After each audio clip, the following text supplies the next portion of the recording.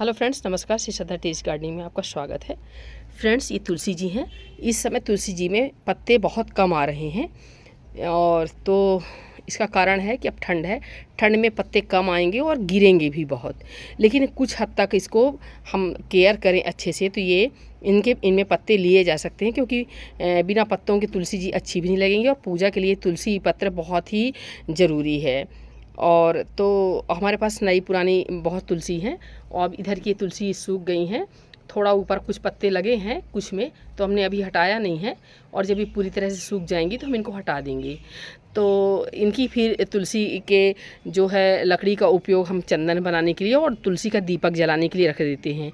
और जो ज़्यादा अधिक रहती हैं तो उसको हम जब तुलसी पौधे लगाते हैं इस तरह छोटे छोटे पॉट में, उसी के नीचे मिट्टी में नीचे दबा देते हैं, तो खाद का काम तुलसी जी के लिए करती रहती हैं। तो ये अभी नई हैं, ये हमने थोड़ा प्रून कर दिया है। प्रून करने से तुलसी जी घनी भी हो जाती हैं।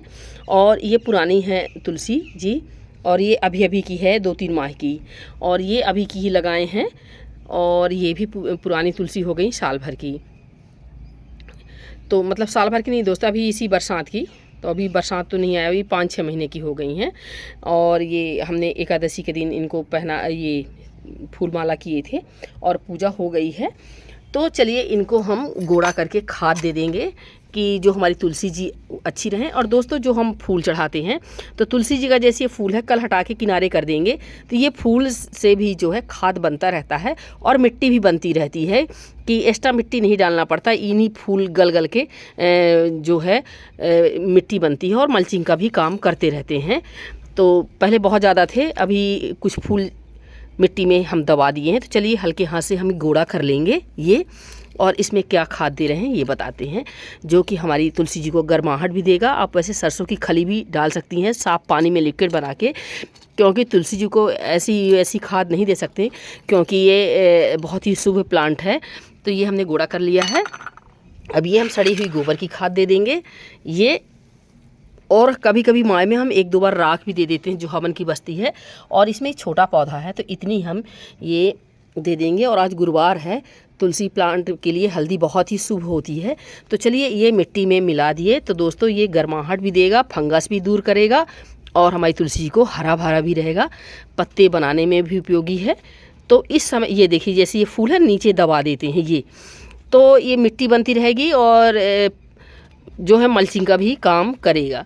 तो दोस्तों, ये ज़रूर आप करें। और सरसों की खली भी माह में 2 बार इस समय डालें। उसमें नाइट्रोजन और पोषक तत्व काफ़ी होते हैं, नाइट्रोजन की मात्रा ज़्यादा होती है, तुलसी जी को हरा भरा रखेगा और सबसे अधिक है उसमें गर्माहट देगा। तो आप और कोई खाद ना दें, हो सके तो सरसों की खली और ये क्या करें, हल्दी माह में 2 बार ज़रूर दें। तो इसी तरह केयर करने पर हमारी तुलसी जी घनी और हरी भरी रहेंगी और स्वस्थ रहेंगी। और जब फंगस लगे दोस्तों, तो यही हल्दी का लिक्विड आप इस पर कर सकते हैं।